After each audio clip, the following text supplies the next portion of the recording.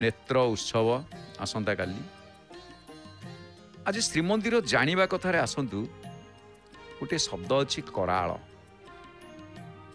कराल कौन जो कराल कराल चंदन श्रीमंदिर जानिबा कथार गोटे कराल से कौन ना स्त्री जीव को लगा जाउतिबा चंदन सहित एक प्रकार द्रव्यर मिश्रण करा जाए एवं ताकू मिश्रण कला परे कौन कहा जाए ताकू कराल लागी बोली कहा जाए। तेणु ये श्रीमंदिर भाषा स्वतंत्र भाषा कराल श्रीमंदिर ये स्वतंत्र भाषा। आमे वर्तमान देखुचे दुईटी दृश्य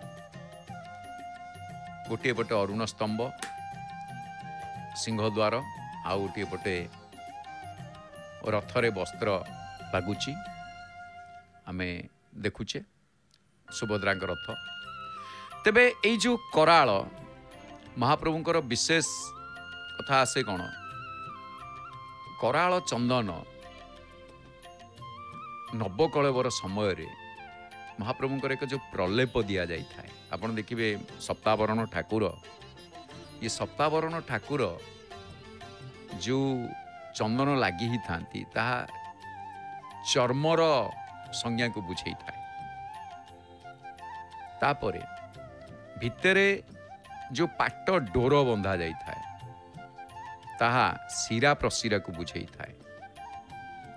आ जो महाप्रभु दारु ब्रह्म ताकू साधारण भाव में आपण एमिति दारु कहले चलिबनी से होचंदी ब्रह्म से दारु ब्रह्म जो मूर्ति गठन होई थांती मुख्य अवयव से होचंती तांकू कहा जाए कौन ना अस्थि। तेणु सप्तावरण ठाकुरंकर ये जो चर्म लेप दिया जिबा कथा जो आसी लेप चंदन तेणु ताकू गोटे चंदन लगा जाउतिबा सहित एक प्रकार पुणी द्रव्य मिश्रण करा जाए जहाकू कराल बोली कहते। तेबे आसंतु आमे श्रीमंदिर जानिबा कथा ए जो कराल लागी एठी आमे सांग करिबा।